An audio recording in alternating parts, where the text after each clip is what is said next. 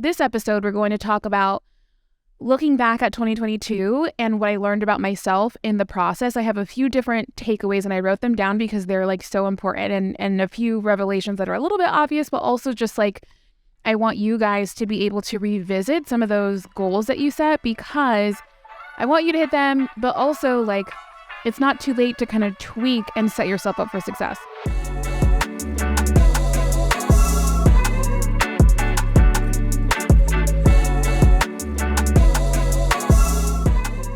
Welcome back to the Butterfly Season podcast. For those of you that are on YouTube, I am like very barefaced, very much like glowy, dewy look, only because it's a hint of sweat.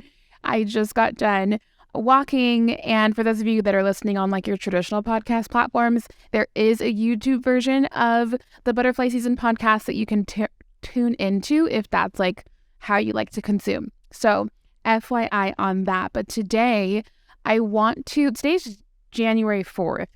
By the time you hear this, it's probably going to be like the second week of January.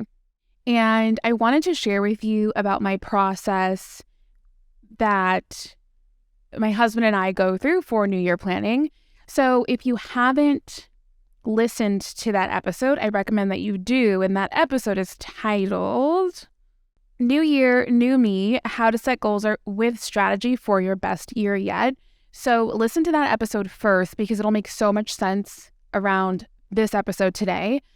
But each year we fine-tune the process that we go through for goal setting for the year. And this year what we did is we graded ourselves, and I will get to our grades in a second in the spirit of transparency. And we also did some takeaways, and with those takeaways, we applied that to how we mapped out this year. Another thing that we did, or that we do typically, is like pick a word of the year. Last year was integrity, and I literally had a dream about that word before we came into the goal planning, and I wasn't even thinking about a word. I literally just dreamt it the night before, and I was like, okay, I know God's talking to me about this one. And literally like all of last year, was all about like integrity in every single aspect. So really feel like I lived that one out. Anyways, so this year it was self with a capital S, and I will get into a deeper episode on that because there's a whole meaning behind it. And it was something that I chatted with my therapist had brought it up actually about like your truest self and who you are like to the core, not with titles, not with, anything that is skill-based, just literally who you are as a human being. And I really want to embody that in everything I do and let that be my North Star, meaning let like who I truly am be my North Star. Actually, I want to read to you the definition that we had around it because it might make more sense. And like I said, I'm going to get deeper into this because it's a lot. But basically for us, self with a capital S means removing barriers to find who we truly are, why and how. Oh, sorry, I can't read. Let me start over. Removing barriers to find who we truly are, why and how to love and support ourselves through intention and planning, while also honoring the parts of ourself we uncover and creating boundaries around what we want to keep and what we want to change. So, that's our word of the year. It feels very deep and very impactful and just all of the things. So we choose a word of the year, and then when we look back at all of the takeaways from the previous year, we make sure that the word that we're choosing embodies the changes that we want to make with respect to ourselves, the goals that we set, and all of the things. So word of the year, last year was integrity, this year is self. That's how we do it, and I will get deeper into that because I think it's so important. But this episode, we're going to talk about looking back at 2022 and what I learned about myself in the process. I have a few different takeaways and I wrote them down because they're like so important and a few revelations that are a little bit obvious, but also just like I want you guys to be able to revisit some of those goals that you set because I want you to hit them, but also like it's not too late to kind of tweak and set yourself up for success. So let me start with our grade. this is kind of not embarrassing, but like the grades, they sound worse than they are. Not always, but in this situation. So we counted we had never done this before, by the way, but we counted every single like micro goal that we had. And it ended up being 100. And then we counted how many that we actually hit. Some were really big, some were really small. So just keep that in mind. They all weren't equal, but we got a D. We got a D, and those were our corresponding grades. But I'm going to tell you what are the grades that we had in each category. So if you guys remember in the previous podcast episode, I told you to rate your categories.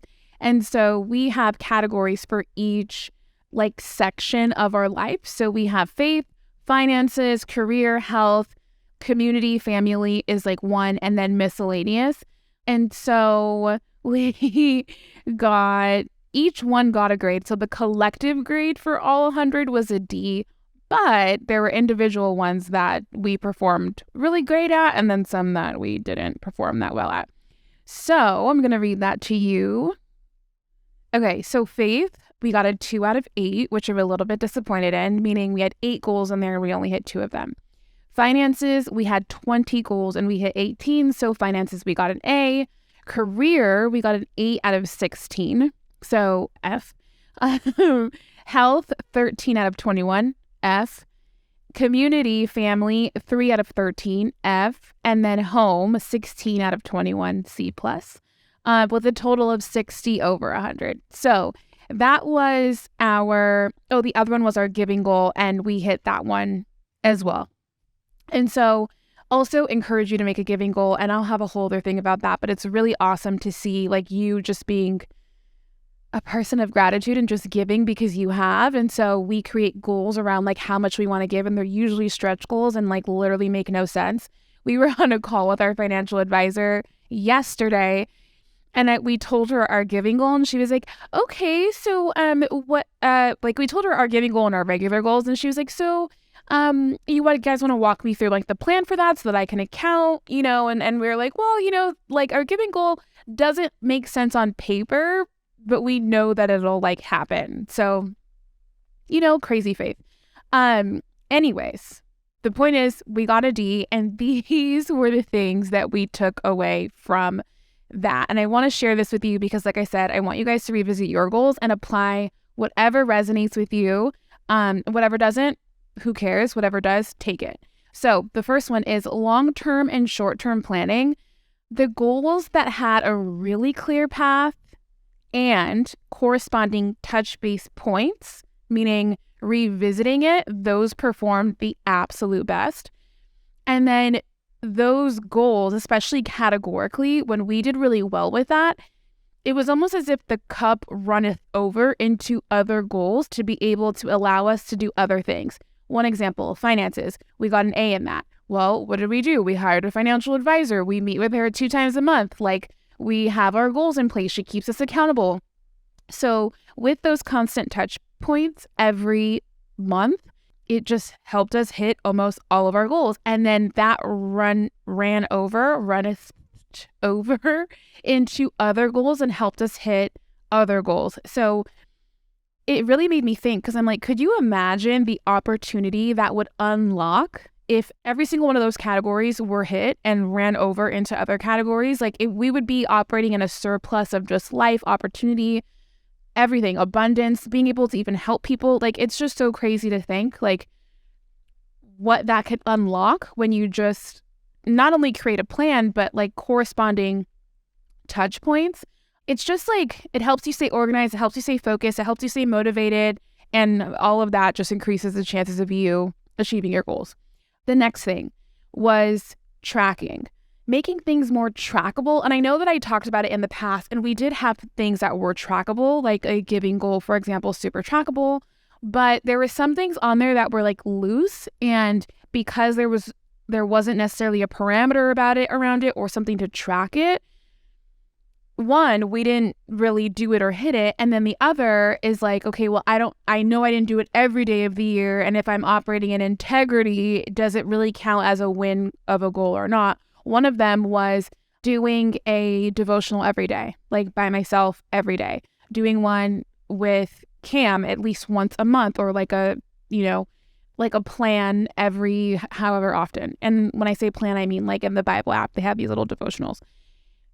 We didn't have anything to track, or we weren't tracking, both are true. And so therefore it wasn't really hit. I had one where I was tracking to do a devotional a month just with my regular community. And I will give you my text number if you ever want to join that. I am doing them once a month now. Just text DEVO, DEVO, text that to 888-984-5013. That's 888-984-5013. Text DEVO to that number, and then you will be in my text list, and I will invite you into corresponding devotional.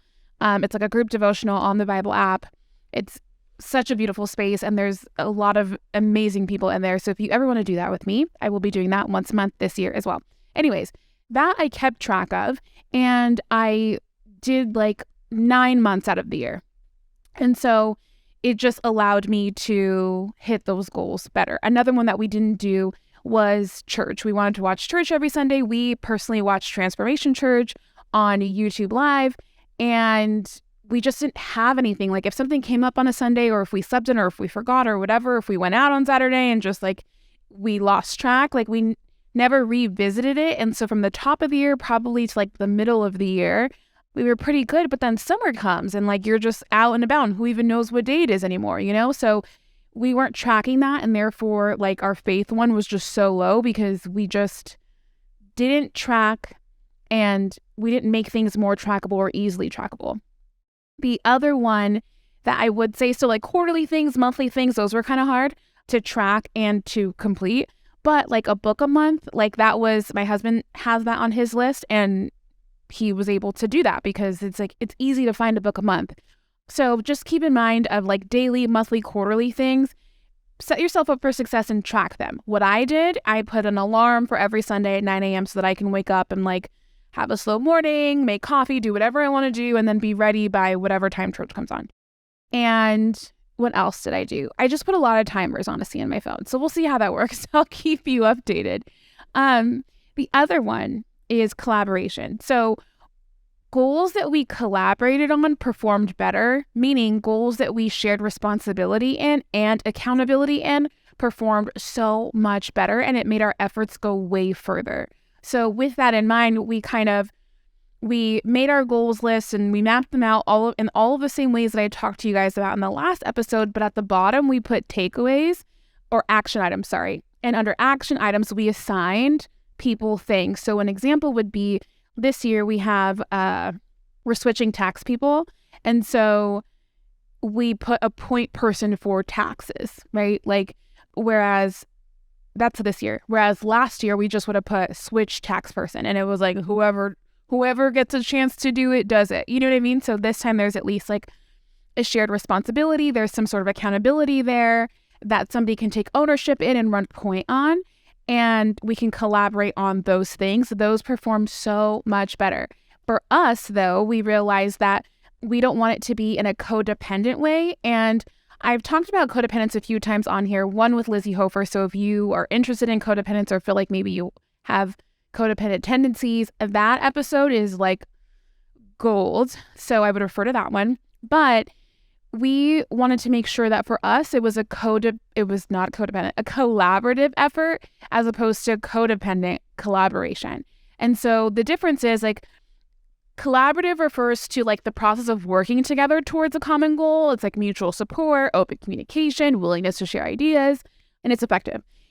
Codependent collaboration, on the other hand, is like a situation where the success or failure of one person is closely tied to the success or failure of another, which could be true here, right? But those types of situations occur when one person is overly reliant on the support or resources of someone else or their validation. And so it leads to a problematic environment, and I am working on codependence. And so we don't want it to be codependent. We want it to be collaborative. In general, like you just want to strive for healthy, productive collaboration where people are able to like work together. towards a common goal while also maintaining a sense of like independence and autonomy and ownership in something as it relates to goals. Now, the last one, is this the last one? No. Yes, it's the last one. I wrote these down because I'm like, when we were doing this together, I was like, this is gold and I want to be able to share it with you guys. So the last one is commitment to consistency. And this was Cam's idea, and it was so good at the point that he made, because he was like, we need an attitude adjustment to our goals. And I'm like, why? Like, my attitude's fine with attitude, right? And he's like, we've just been so committed to results and not the process. And I was like, okay, but like, what's the difference? Like, being committed to results is like important too. And he was just like, like if you're committed to the process, you find more enjoyment in the journey. And you appreciate the learning, the growth, the resiliency, like you build a sense of resilience, like you're just less likely to become upset by not seeing results right away. So we all know, like for me at least, like working out or losing weight or having like abs, like you just, like you're like, hey, I've been working out 3 times a week for the last 3 weeks and no results, right? But like if you're committed to the process and you're like, hey, like I wasn't actually able to run a mile straight, but now I can, like you're enjoying the journey and the results come thereafter, but it just keeps you resilient for longer and it just sets you up for success. And so we have an attitude adjustment towards our goals in terms of we are trying to become more committed to and obsessed with the process and allow the results to come, which is what we've seen in the financial column. We got an A in that column because we were just like, we know that to hit our goals and to do some of the things that we want to do financially, we need to be committed to the process and continue to rinse, wash, and repeat that process. And so that should be true for every other area if we want to be successful in those areas. One of the things too about the process and not being committed to the results, and this is such an interesting like mind fuck. What I realized, and I read this somewhere and I looked it up recently and I was like, wait, like this is so applicable, especially around New Year's. Like a lot of people do a lot of announcements. Like, the quotes like, I don't know, don't announce, just like do, or just show the results or show the outcome. And basically there was a study done at NYU and it was that like by announcing your goals, it can create a sense of like social commitment and accountability. Like for me, for example, like I am a negative reinforcement type of person, meaning I think that's what it's called. But like if I ever say I'm going to do something to you out loud, I will more than likely do it because I don't want to be known as someone who doesn't do what they say they're going to do. For some people, though, announcing your goals or announcing things that you're going to do or want to do actually decreases the chances of success. And so there was a study done at NYU where students were less likely to act on their intentions when they were known versus the people whose intentions were unknown. Meaning if no one knew about your intentions, you're more likely to commit to them and execute on them. And basically, like the researchers concluded that like announcing your goals creates a premature sense of completeness. And so that leads to loss of motivation. And I think there's also like a corresponding like dopamine hit when you announce something because of the feedback that you get online from other people. Like, yes, girl, get it, sis. Like, oh my gosh, that's so cool. Like, I'm so proud of you for like attempting to do this. And then you get this like gratification and this high. And so that is where that like premature sense of completeness comes from, especially if like you're feeling nervous about doing something or taking a leap of faith. And so even just the act of saying it out loud feels like an accomplishment, but then it's so premature because you're like, wow, I feel accomplished, but like nothing really happened. So just be mindful that can be a possibility for you in this season. And to prevent that from being a possibility, use me as an example. You don't have to learn by putting your hand on the fire because I've already given you the playbook of like several things to do to set yourself up for success. So anyways, that's my spiel. That's what we learned for 2022 and that we're not taking with us. Instead, we're kind of reframing a few things and having better takeaways for 2023. And I'm super excited to see like how everything manifests itself. But all in all, like our biggest areas of improvement were faith. I'm kind of disappointed in it, but it's great. Like I know that there's areas of improvement. So faith, career, and health, honestly. And for us, like an emphasis on faith and health, which makes so much sense for us to choose the word self as our word of the year this year. So that's everything, you guys. I am so excited for the year. If you guys end up revisiting your goals, share it with me. I would love to hear about it. Tag me on Instagram at Aisha or It's Butterfly Season. I am just so excited for the year, and I'm so excited for all of the things to share with you. And I will be back to talk about words of the year, self, what that means to me, and so much more. So happy New Year, happy January, and adios.